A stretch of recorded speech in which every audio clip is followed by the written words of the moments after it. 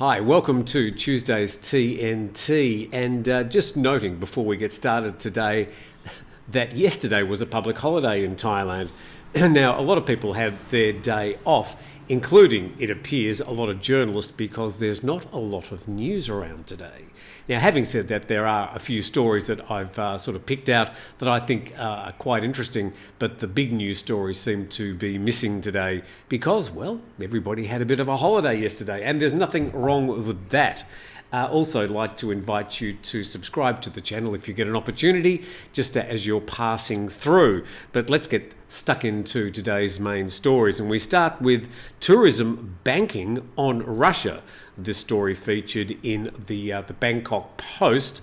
It says that before COVID-19, Russian tourists were among the top source markets for the local tourism industry. Now, certainly in places like Pattaya and Phuket, Russian tourists were quite popular. Less so in Bangkok and other places around Thailand.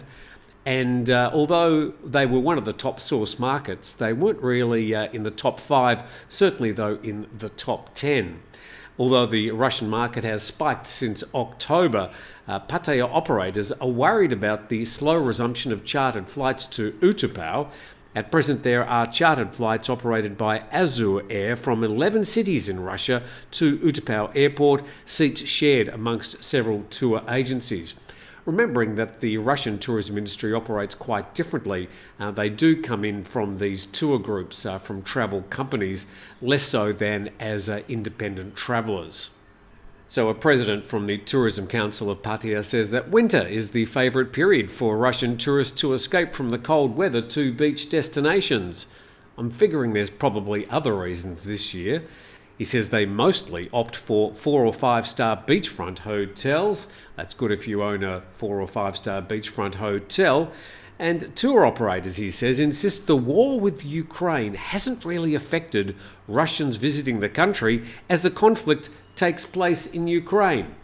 Well, that's a ridiculous comment. Of course, a lot of Russians are getting out of Russia at the moment for one reason or another, but the war with Ukraine has got a lot to do with it, and certainly has got a lot to do with the lifestyle that Russians are able to enjoy at the moment. And yes, it's getting into their winter, but as we've noted before, a lot of the Russian people arriving at the moment are arriving as families and looking to stay here for an extended period.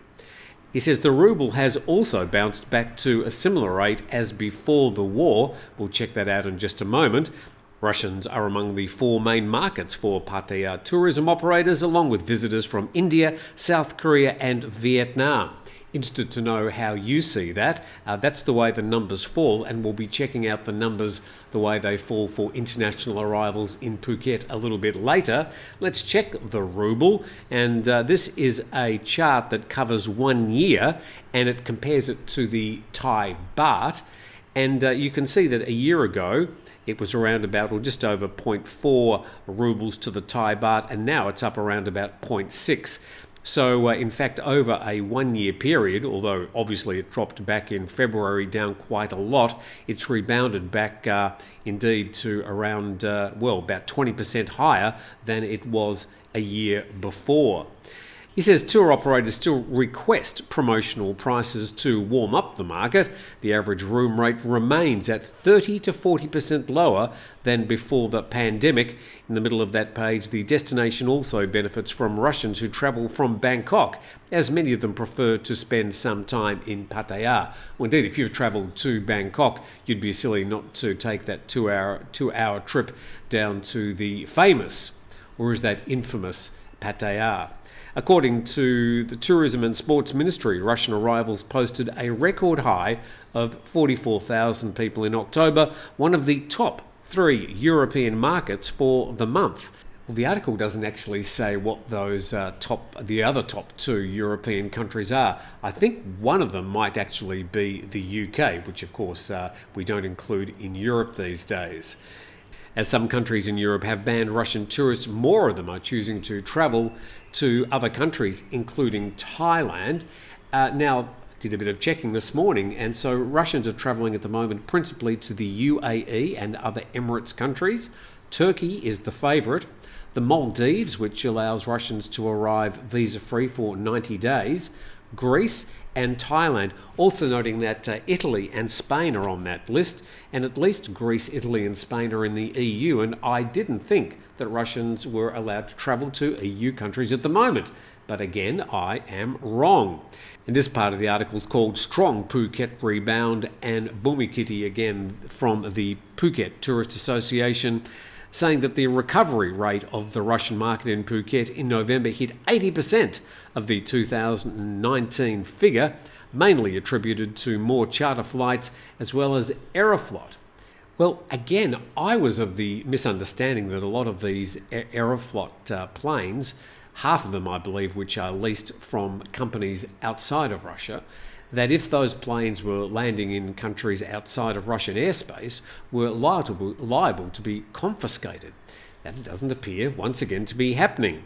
So the article goes on saying that in terms of overall arrivals for the 11-month period, that's this year, the Russian market was second in Phuket, with India number one and Australia taking the third spot. Well, that's looking at the numbers for the whole year so far, but let's have a look at the last month or so. And this graph from Phuket Immigration, and it goes from the start of November until the 4th of December. And we can see the last couple of days, the numbers exceeding 10,000 arrivals each day. And if we then check on the right there, we've got 75 or nearly 76,000 Russians arriving during this time. Then we've got Indians, Australians, the UK and Germany. And interesting, if you add the second, third and fourth highest numbers of arrivals, they still don't add up to number one, which is the arrivals from Russia. Also noting that I think number 6 or 7 was from Kazakhstan, which is a neighbouring country to Russia. So interesting that so many Kazakhstanis are heading to Thailand as well at this time. Bumikiti went on to say that some hotels were overbooked because of changing behaviour and limited room supply, as only 80% of hotels have reopened. My personal observation is that that's probably a little bit optimistic. A place like Patong, for example, you've got 1, 2, 3, 4 streets as you get back from the beach. The accommodation tends to get cheaper, and I know the third and the fourth streets back from the beach in Patong, most of those 3 and 4 star accommodations, the guest houses, the smaller hotels, most of them are still closed. Let's go on with the final bit here. He said that Phuket's projected to welcome 4.7 to 4.8 million foreign arrivals and 1.5 to 1.7 million domestic travellers. That's half the total recorded in 2019. So yes, about 40 to 50% of those numbers back in 2019. That article there from the Bangkok Post. My question, though, is the sustainability of these numbers. We've had such a swift and sudden surge of tourists from one particular country. And for example, Russians are allowed to come to Thailand with a 45-day visa exemption, and then they can apply for a 30-day extension. So what's going to happen next year? A lot of these people, if they want to stay here, are going to have to find some different type of visa to stay here. So I'm not sure how sustainable this surge is, and although it's fantastic for the Thai tourism industry to take their money at the moment, and as the article points out that a lot of them are staying here for extended amounts of time beyond just a week's holiday, just going to be interesting to see early next year how sustainable these numbers are. This is TNT. It's Tuesday, and we're going to be talking about the weather in just a moment, but we do thank our sponsor, 5 Star Marine. If you'd like to take a private boat tour out to one of the many islands, some 30 islands within about an hour of Phuket, make sure you check 5 Star Marine when you're coming next to the Southern Island. There's a link in the description of this video. This is the TNT program, and we're talking weather now, and there were a whole lot of weather warnings for the weekend. It didn't really happen here in Phuket, but certainly other parts of southern Thailand have got some big floods at the moment. Let's check out the latest situation. And this from Thai PBS World, which talks about flood warnings in 11 provinces from December the 8th until the 11th, noting that today is Tuesday the 6th of December. Thailand's National Water Command Centre advising people living in 11 southern provinces to brace for possibly heavy rain. If you go through the list there, we've got Chumpon, Phuket, Surat Thani, Nakhon Si Thammarat, Patalung, Songkhla, Trang, Satun, Pattani, Yala and Narattu Wat, which is pretty much everything south of Chumpon. So weather warnings out for some of those southern Thai provinces, and just looking at the news the last 2 or 3 days, certainly Sunday there were some very heavy falls, and Nakhon Si Thammarat seems to be halfway underwater at the moment. So looks like there is some more rain coming. Now you know. Checking from The Nation now, and I suppose a bit related to our first story today. Thai exports to Russia dropped by 40% during the first 10 months. Thailand's exports to Russia fell by 40% from the same period last year. Exports to Russia in October were down 24.58% from the previous month and nearly 68% from the same period last year. These are the categories that have been dropping: agricultural and fishery products, agro-industrial products, industrial products, and minerals and fuel. And more specifically, the top 10 products exported to Russia: vehicles, parts and accessories. That is down some 68.8%.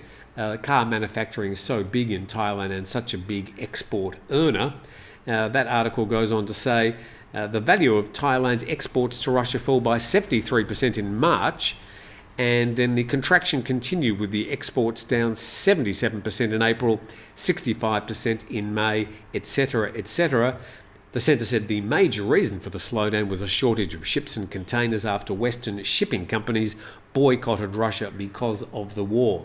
So we've got a lot of Russians coming here at the moment, spending big in Thailand, but it looks like the exports back to Russia have dropped at the moment.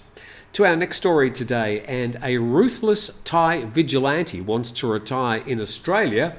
Victims who fled here say he must be stopped. This story from the Sydney Morning Herald.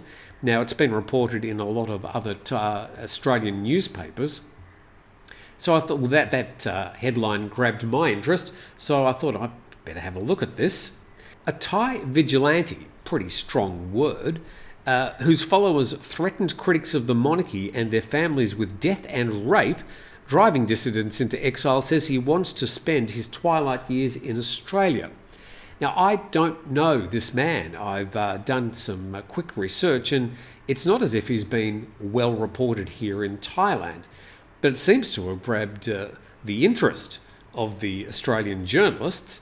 Victims and activists are petitioning the Australian government to deny Riantong Nana the ability to enjoy retirement in Perth. Riantong, a doctor and former Major General in the Thai Army who runs a family-owned hospital in Bangkok, established the Rubbish Collection Organisation in the weeks before the May coup to target critics of the monarchy.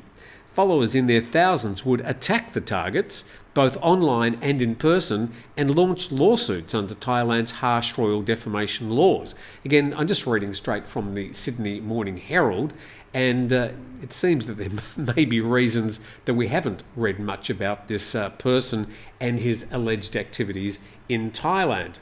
He said, "I'm not migrating, running away from charges, seeking asylum or escaping jail. I only want to take my family to clean my parents' house and keep it from deteriorating."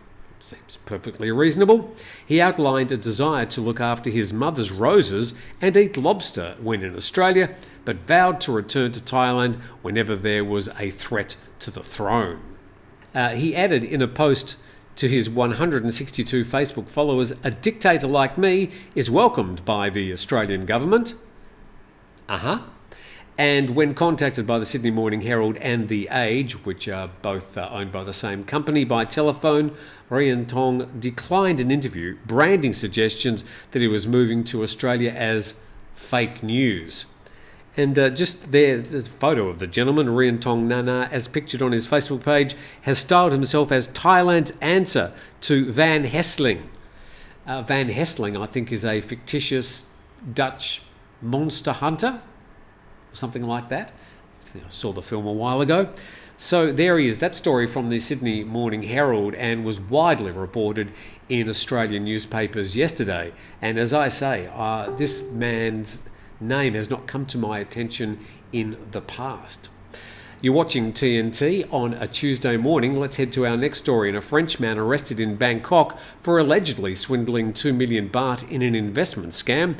The story reported by the Pattaya.com.